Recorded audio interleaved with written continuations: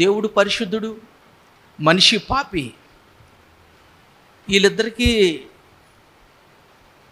సమాధానపరిచే యోగ్యుడు ఎవడూ లేడు. సమాధానపరిచే యోగ్యుడు ఎవడు కూడా లేడు. ప్రవక్తలు కానీ, లేక దైవజనులు కానీ, లేక రాజులు కానీ, లేక మరొకరు ఎవరైనా దేవుణ్ణి మానవుణ్ణి సమాధానపరిచే సమర్థత కలిగిన వాడు ఎవడూ లేడు. దేవుడు ఒకవైపు బాధపడుతున్నాడు. అయ్యో, నేను ఇదంతా చేశాను,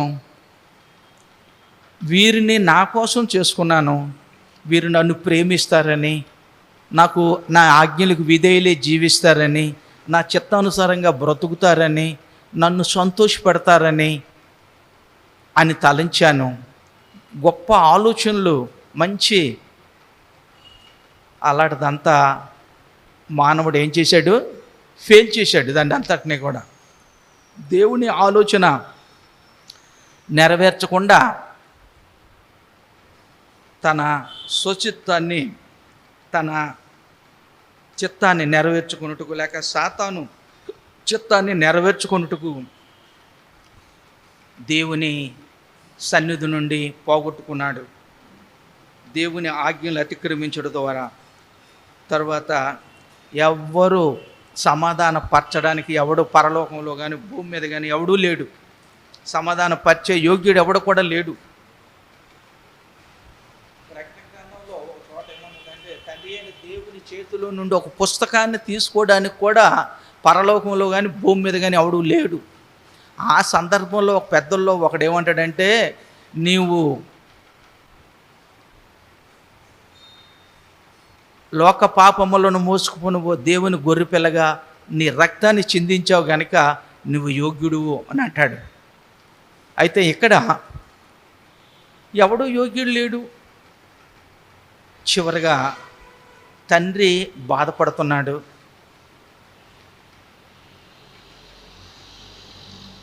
నేను అనుకున్నది ఒకటి, నా కుమారుడే నా మాట వినడం లేదు, నా ఉద్దేశాన్ని గ్రహించడం లేదు అని తండ్రి బాధపడుతున్నాడు. ఆ ప్రక్కనే ఉన్న కుమారుడు చూస్తున్నాడు పరిస్థితి అంతానా.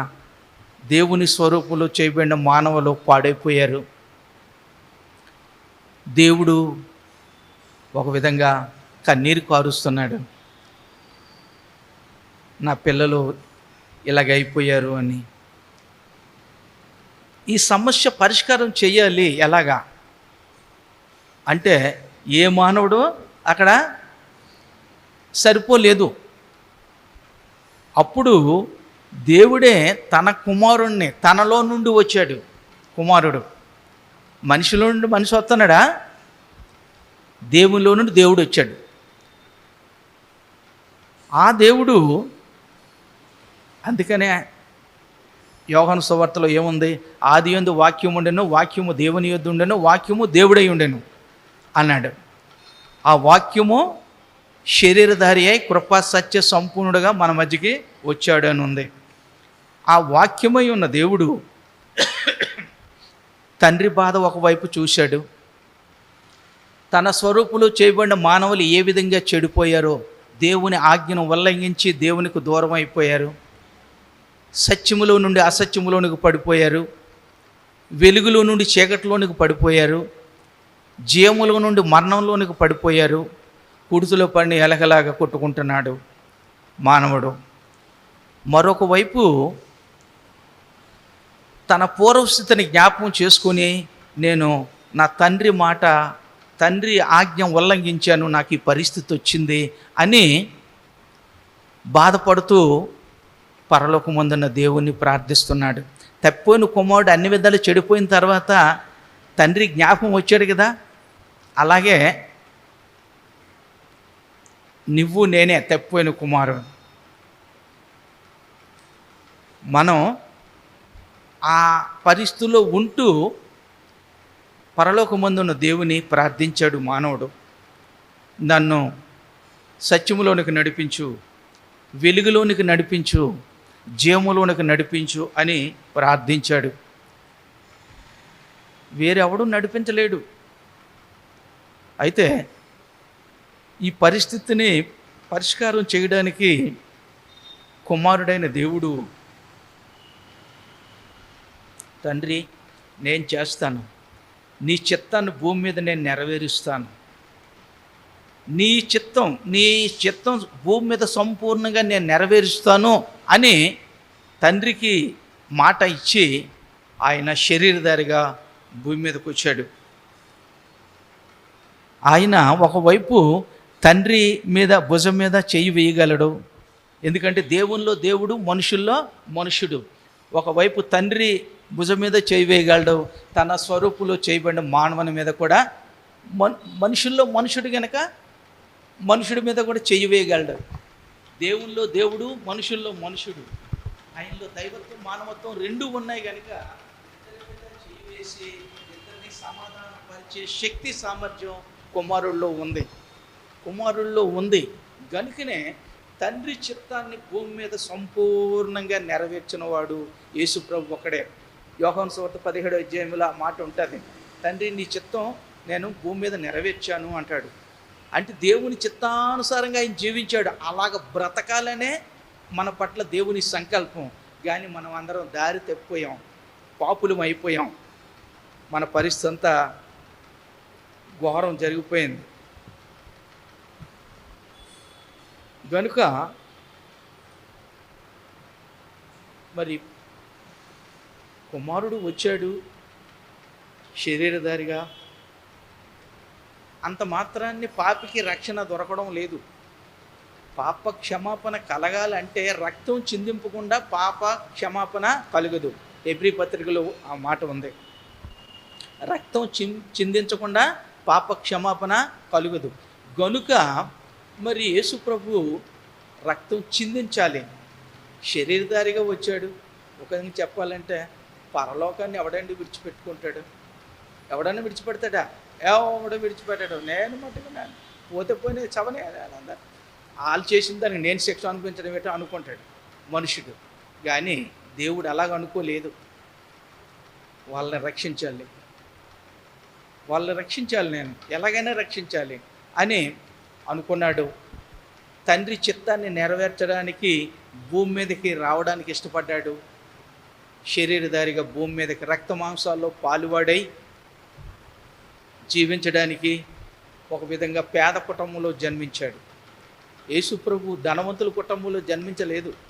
ఒక కార్పెంటర్, ఏ రోజు కూలి ఆ రోజే వాడికే, అలాంటి కుటుంబంలో జన్మించాడు. ఆ పేదరికంలో ఉంటూనే తండ్రికి సహాయపడ్డాడు, తల్లికి తండ్రికి. మొత్తానికి ఆయన తండ్రి చిత్త ప్రకారంగా పరలోక రాజ్య సువార్తను ప్రకటించడం, రోగుల్ని స్వస్థపరచడం, దయ్యాలను వెలగొట్టడం, చనిపోయిన వారిని లేపడం, రకరకాల పనులు అయినా చేశాడు. అవన్నీ కూడా ఎన్నడూ ఎవడూ చేయని పనులు. యోహాను సువార్త చూడండి, 17వ అధ్యాయం అనుకుంటాను. యోహాను సువార్తలో ఎవడు ఎన్నడూ చేయని క్రియలు నేను చేశాను అని ప్రభువే అంటాడు. యోహాను సువార్త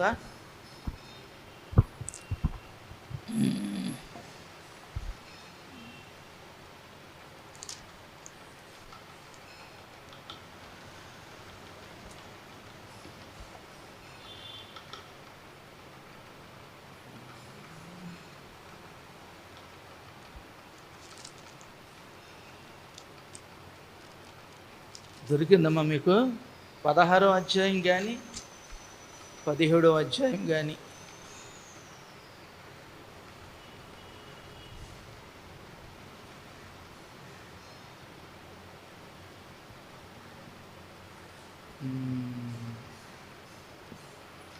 ఎవడు చేయని క్రియలు నేను చేశాను అని అంటాడు ఆయన అక్కడ.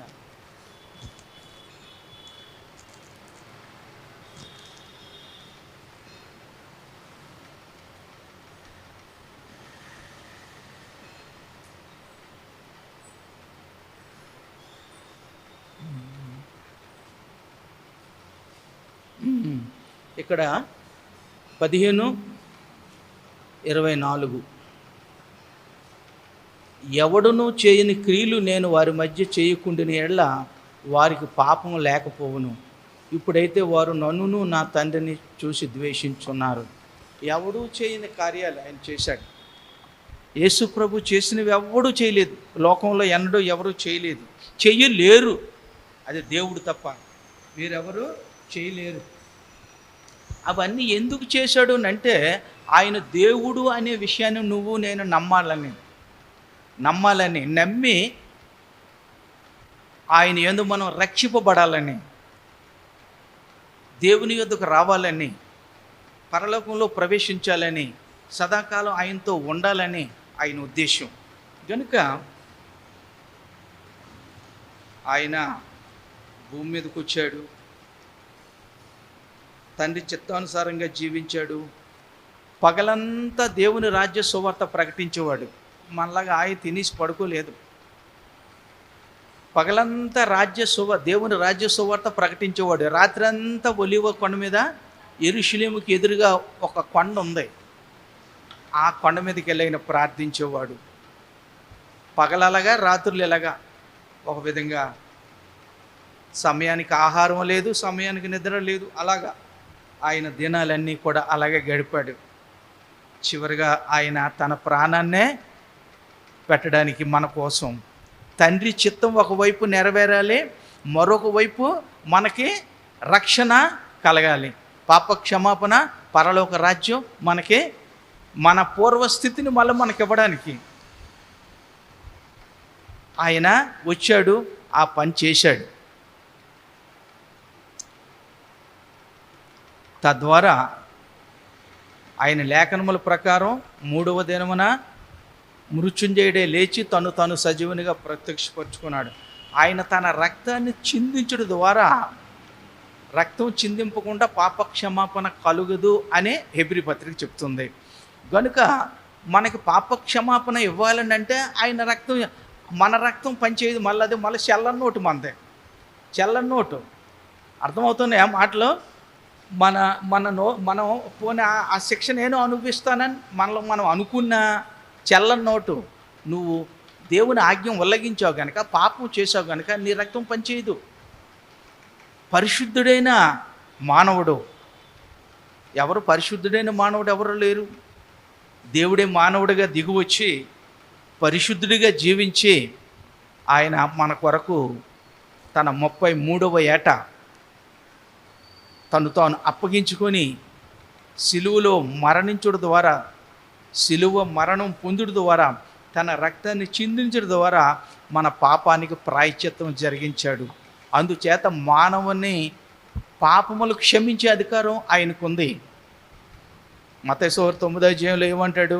నేను పాపులను పిలువచ్చింది కానీ నీతిమంతులు పిలువ రాలేదు అన్నాడు. అదే అధ్యాయంలో పాపములు క్షమించుటకు మనుష్య కుమారునికి అధికారం ఉంది అన్న విషయం మీకు తెలియాలి అన్నాడు పరిసయ్యులు శాస్త్రులతో. ఈ రోజున మన దేశంలో ఎలాగైతే ఉన్నారో దేవుని యొద్దకు వాళ్ళు రారు, ఇతరులు రానివ్వరు. అలాగే పరిసయ్యులు కూడా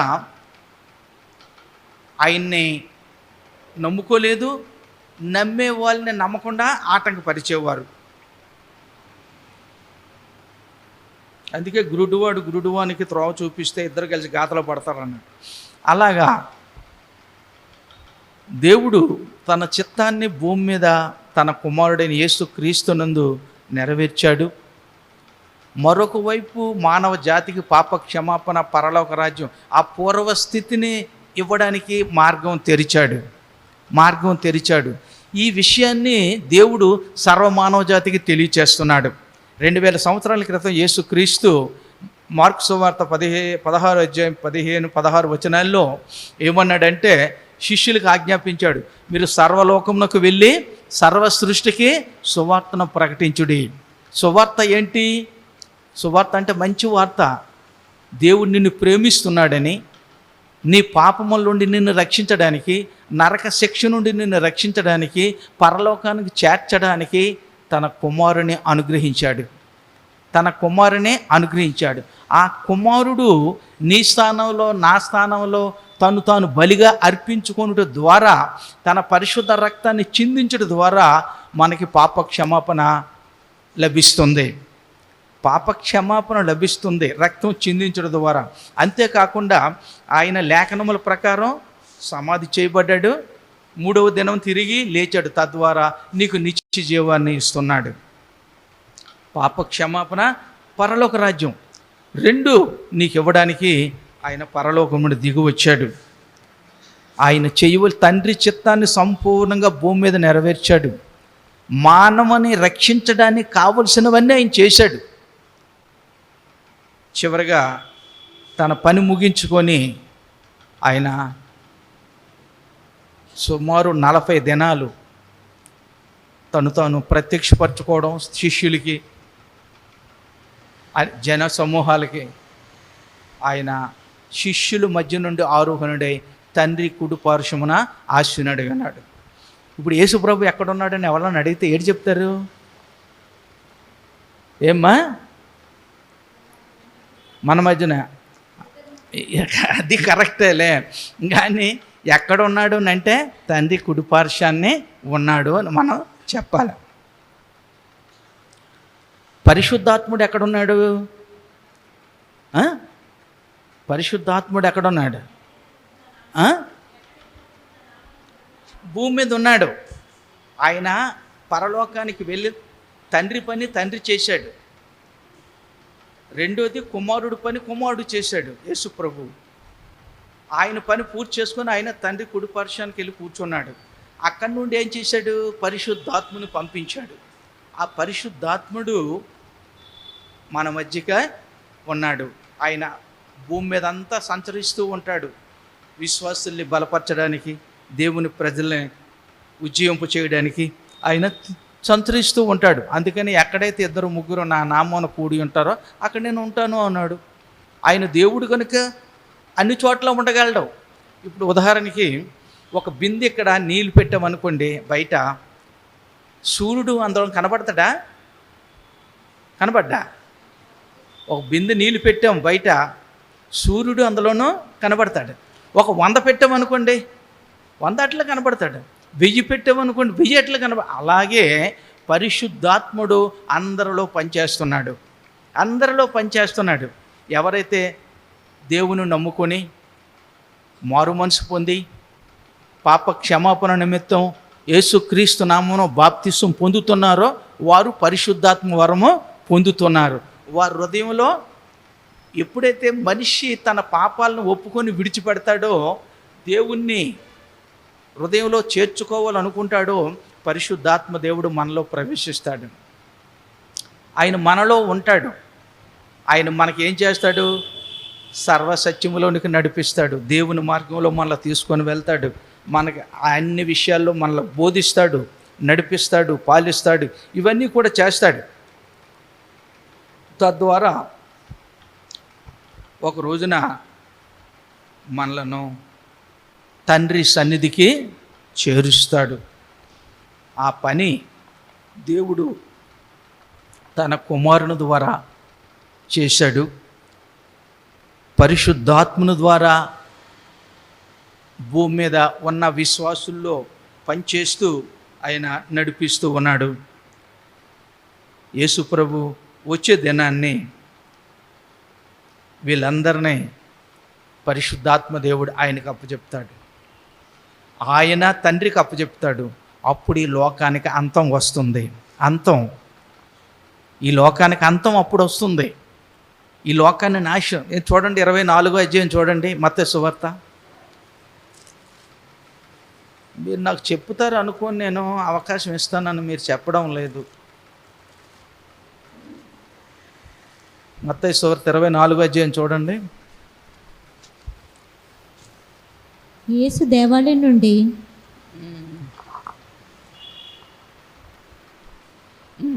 14వ వచనంలో చూడండి. ఈ రాజ్య సువార్త సకల జనములకు సాక్షార్థమై లోకమందంతటా ప్రకటింపబడును. దేవుని సువార్త సర్వ మానవ జాతికి ప్రకటింపబడాలి. నువ్వు నమ్ము, నమ్మకపో. నువ్వు రక్షణ పొందకపో, అది నీ ఇష్టం. అటు తర్వాత అంతం వచ్చును. ఎప్పుడైతే దేవుని సంకల్పానుసారంగా దేవుని సంబంధులందరూ, యేసుప్రభు యోహాను సువార్తలో ఏమన్నాడు? నా గొర్రెలు నా స్వరం వినును, అవి నన్ను వెంబడించును, వాటికి నేను నిత్యజీవమునిచ్చుచున్నాను, అవి అన్నిటికీ నశించవు అన్నాడా? ఆయన గొర్రెలు ఆయన స్వరం వింటారు. వాళ్ళందరూ ఆయన దగ్గరికి వస్తారు. అందరూ వచ్చేసిన తర్వాత ఇంకా రాని ఉన్నారు కదా, వాళ్ళు రానివారు, వాళ్ళు మేకలు, మేక రొడ్డ ఇది అన్నీ తింటుంది, గొర్రె అలా తిందాం, పచ్చగడ్డ తింటుంది. అలాగా దేవుని సంబంధాలందరూ దేవుని యొద్దకు వస్తారు, మిగతా వాళ్ళు రారు. ఇది ఈ కార్యం ఎప్పుడైతే పూర్తవుతుందో ప్రపంచం నలుమూలల నుండి వారందరూ ఆయన వద్దకు వస్తున్నారో అప్పుడు కార్యం ముగుస్తుంది. అప్పుడు ఈ లోకానికి అంతం వస్తుంది. దేవుడు అగ్నితో ఈ లోకాన్ని నాశనం చేయబోతున్నాడు. అగ్నితో ఒకప్పుడు ఎప్పుడు చేశాడు అగ్నితో చేశాడా? ఎక్కడ చేశాడు? అది వెరీ గుడ్, అలా చెప్పాల. దేవుడు ఒకప్పుడు సొదొమ గొమొర్రా పట్టణస్తులను అగ్నితో నాశనం చేశాడు. జలప్రళయం ద్వారా లోకాన్ని నాశనం చేశాడు. మన ముందు ఇప్పుడు ఉన్నది అగ్నితో దేవుడు నాశనం చేయబోతున్నాడు. ఆ రోజు బహు సమీపంగా ఉంది, కానీ తెలియదు, లోకానికి తెలియదు ఆ విషయం. ఇంకా ముందుకు బాగా విజ్ఞానం పెరుగుతుంది, మనకు అన్ని విధాల బాగుంటుంది అని వీళ్ళు భ్రమపడుతున్నారు. కానీ నీ చావు నీడ ఎలాగైతే నిన్ను వెంబడిస్తూ ఉందో నీ చావు నిన్ను వెంబడిస్తూ ఉంది. కానీ మనిషికి ఆ విషయం తెలియదు, ఎందుకంటే వాడు మనోనేత్రాలు తెరవబడలేదు, దేవుని గురించిన జ్ఞానం లేదు. అందుకని వాడు లోక జ్ఞానంతో ముందుకు సాగుతున్నాడు. మొన్న ఏదో అంతరిక్షంలోనికి ఒక రాకెట్ ఏదో పంపించబోయారు, అది కూలిపోయింది, వీళ్ళు కుంగిపోయారు. అది కూలిపోయింది, వీళ్ళు కుంగిపోయారు సైంటిస్టులు. నువ్వు ఎంతకాలం ప్రయత్నం చేస్తే ఆకాశానికి వెళ్ళగలవు? ఆకాశానికి వెళ్ళగలడా మనిషి? 1000 సంవత్సరాలు ప్రయాణం చేస్తే ఆకాశానికి వెళ్ళగలమాట ఎవడో ఒక సైంటిస్ట్ అన్నమాట. 1000 సంవత్సరాలు బ్రతికేవాడు ఎవడు? 1000 సంవత్సరాలు బ్రతికేవాడు ఎవడు? మరి ఆకాశానికి వెళ్ళడం కంటికి కనిపిస్తున్న దగ్గరికే వెళ్ళలేకపోతున్నాం కదా. కంటికి కనిపించిన పరలోకానికి మనం వెళ్ళగలమా? పరలోకానికి వెళ్ళలేము. పరలోకం నుండి దిగి వచ్చినప్పుడే మనల్ని తీసుకెళ్ళాలి. పరలోకం నుండి దిగి వచ్చినప్పుడు మనల్ని, ప్రపంచంలో యేసుక్రీస్తు ఒక్కడే పరలోకం నుండి దిగి వచ్చిన దేవుడు. మా యోహాను సువార్త 6:46 అనుకుంటాను, ఈ మాటనే వివేకానంద స్వామి వాడాడు. ఈ మాటనే యోహాను 6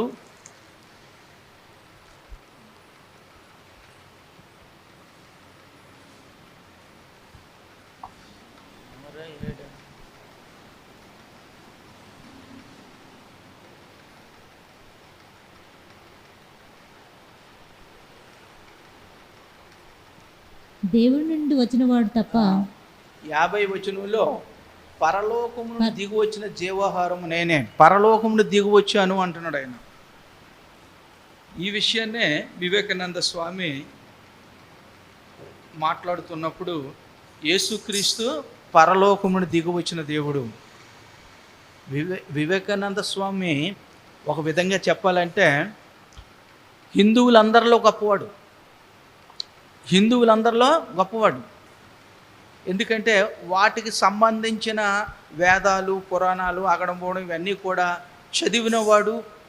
మన దేశంలోని ఇతర దేశాల్లో కూడా ఆ గొప్పతనాన్ని ప్రదర్శించినవాడు. కానీ బైబిల్ చదివిన తర్వాత అవన్నీ పక్కన పెట్టాడు. బైబిల్ చదివిన తర్వాత బైబిలు దేవుని గూర్చి అధికారంతో మాట్లాడుతుంది. బైబిల్ వివరంగా స్పష్టంగా చెప్తుంది. బైబిల్ దేవుని గురండి. అప్పుడు బైబిల్ చదివిన తర్వాత ఒక విధంగా బాహాటంగా కాకపోయినా హృదయంలో ఆయన్ని అంగీకరించాడు, నమ్ముకున్నాడు. ఎవరో క్రైస్తవులు మీటింగ్స్ పెట్టేటప్పుడు పిలుస్తారు కదా, ఈ పొలిటికల్ లీడర్స్ నాళ్ళు కూడా పిలుస్తారు, ఎందుకంటే వాళ్ళకి సువార్త వినిపింపు చేయాలని. అలాగా ఆయన్ని పిలిచినప్పుడు ఆయన ఆ మీటింగ్కి అటెండ్ అయ్యాడు, 4 మాటలు చెప్పాడు. ఆ చెప్పినప్పుడు ఏమన్నాడంటే, ఆ మాటల్లో యేసుక్రీస్తు పరలోకం నుండి దిగి వచ్చిన దేవుడు, యేసుక్రీస్తు పరలోకం నుండి దిగి వచ్చిన దేవుడు. ఏ మాట కూడా మీరు గుడ్డిగా నమ్మొద్దు. యేసుప్రభు అలా చెప్పలేదు కూడా. గుడ్డిగా నన్ను నమ్మని ఎక్కడని చెప్పాడా? లేఖనాలు అలాగ ఉన్నాయో లేదో చూడండి అన్నాడు. అవి ఏం చెప్తున్నాయి? అవి నా గురించి చెప్తున్నాయి అంటున్నాడు ఆయన. అవి నా గురించి చెప్తున్నాయి కనుక మనం తెలివైన వాళ్ళం అయితే ఎలాగుండమనడం మనల్ని అయినా పాముల వలె వివేకం కలిగిన వారంగా ఉండాలి, పావురముల వలె నిష్కప్తంగా ఉండాలి అన్నాడు. ఆయన శిష్యులు అలాగ ఉండాలి అని ఆయన కోరుతున్నాడు. కనుక ఆయన పరలోకము నుండి దిగి వచ్చిన దేవుడు. ఈ లోకంలో ఎవరైనా నేను పరలోకం నుండి దిగి వచ్చానని ఎవరైనా చెప్పుకున్నారా ఎప్పుడైనా? పోనీ ఎవరైనా చెప్పారా అలాంటి వాళ్ళ గురించి? లేదు. కానీ యేసుక్రీస్తు లేక దేవుడు చేసిన సమస్తం కూడా మంచిదండి, ప్రతిదీ మంచిదే. ఆయన సర్వజ్ఞాని అయిన దేవుడు. కనుక ఈ బుద్ధిహీనులైన వారు ఏమనుకుంటారంటే, మన దేశం దేవుడు కాదు, మన దేశంలో పుట్టలేదు, మన దేశం పరాయి దేశం ఇంకోది. నిజంగా చెప్పాలంటే అలాగనుకుంటూ ప్రతి దేశస్తులు అలాగే తలుస్తారు. మా దేశంలో పుట్టలేదు, మా దేశంలో పుట్టలేదు, మా దేశం పుట్టలేదు, మా దేవుడు కాదని అంటే అది తెలివైన పనేనా? ఆయన భూమికి సెంటర్గా ఉన్న దేశం, భూమికి సెంటర్గా ఉన్న దేశం ఇజ్రాయేల్ దేశం. దాని క్యాపిటల్ సిటీ జెరూసలేం. జెరూసలేములోనే ఆయన సిలువ వేయబడ్డాడు. కొండ మీద ఆయన సిలువ వేయబడ్డాడు.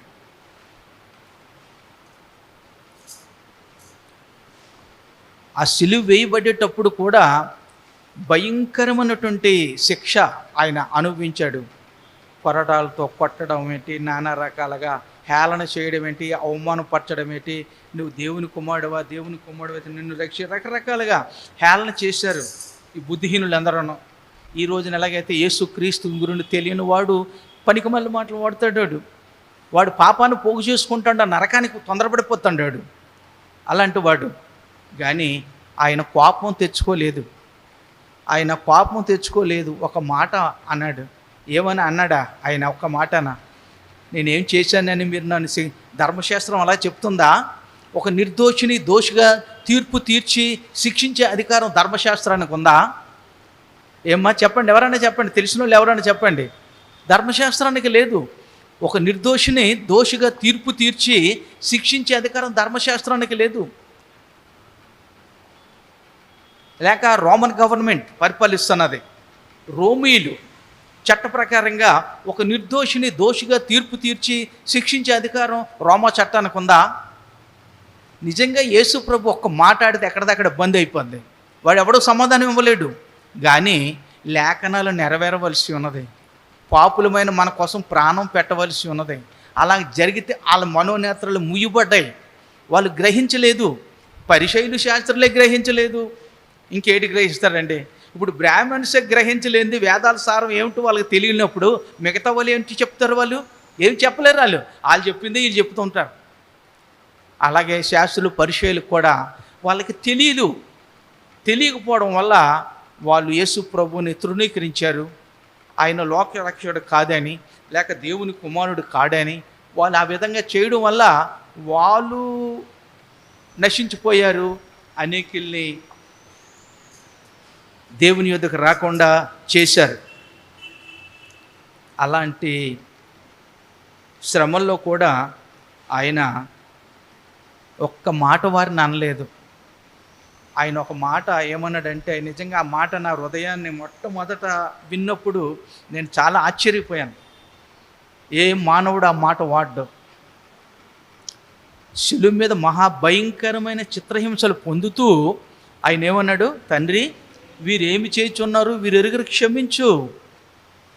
నువ్వు వీరిని ప్రేమించావు, వీరి కొరకు ప్రాణం పెట్టడానికి నన్ను పంపించావు, నీ ఆజ్ఞ నేను శిరసావహిస్తున్నాను, నా రక్తాన్ని కార్చడానికి నేను వచ్చాను, వారి కొరకే నేను బలైపోతున్నాను, కానీ ఆ విషయం వాళ్ళకి తెలియదు. వారిని క్షమించు, తెలియక పనిచేస్తున్నాను. ఎవడన్నా చేస్తాడండి ఆ పని? నేనైతే నా చేతిలో మిషన్ గన్ ఉంటే ఎంతమంది ఉంటే అంతమందిని పిట్టలు రాల్సినట్టు రాల్చేస్తాను. నేను ఎలాగ చేస్తాను, కానీ వీళ్ళందరినీ చంపుతాను. అలా చేస్తాను నేనైతే. అంతే కదా, ఏ మానవుడు కూడా ఊరుకోడు. అలాంటిది ఆయన భయంకరమైన శిక్ష అనుభవిస్తూ మరొక వైపు తండ్రి వీరేం చేయుచున్నారు, వీరు ఎరుగరు, వీరిని క్షమించని ప్రార్థన చేశాడు. అలాంటి మహాదేవుడు నీకు దేవుడా? ఆయన నా దేవుడని నువ్వు చెప్పగలవా? ఆయన గురించి ఆయన నిన్ను పుట్టించాడన్న సంగతి నీకు తెలుసా? తల్లి గర్భం నుండి పైకి తీసుకొని వచ్చిన నాటి నుండి నిన్ను కాపాడుతూ, నిన్ను పోషిస్తూ, కాపాడుతూ, నడిపిస్తూ ఉన్నవాడు ఆయన నీకు తెలుసా? నిన్ను రక్షించడానికి పరలోకం నుండి దిగి వచ్చాడన్న సంగతి తెలుసా? సిలువలో తను తాను బలిగా అర్పించుకున్నాడన్న సంగతి తెలుసా? నీకు పాప క్షమాపణ ఇవ్వడానికి, నీకు పరలోకం ఇవ్వడానికి ఆయన తిరిగి లేచిన సంగతి తెలుసా? ప్రియమైన దేవుని బిడ్డలారా, ఈ లోక సంబంధమైన విషయాలు ఎన్నో తెలుసుకుంటూ ఉంటారు, కానీ ప్రాముఖ్యమైన విషయం నిన్ను సృష్టించిన సృష్టికర్త అయిన దేవుని గురించి తెలుసుకోవాలి. మిగతాదంతా చెత్త, అదంతా సమాధితోటే పోతుంది. కానీ దైవ జ్ఞానం, దేవుని గూర్చినటువంటి జ్ఞానం, దేవునితో ఉండే భాగ్యం, అది నీతోటి పోదు, అది నీతోటే వస్తుంది, పరలోకానికి వస్తుంది. అలాంటిది ఎవరు ఈ లోకంలో ఇవ్వలేనిది యేసు ప్రభు ఇవ్వడానికి వచ్చాడు ఈ లోకానికి.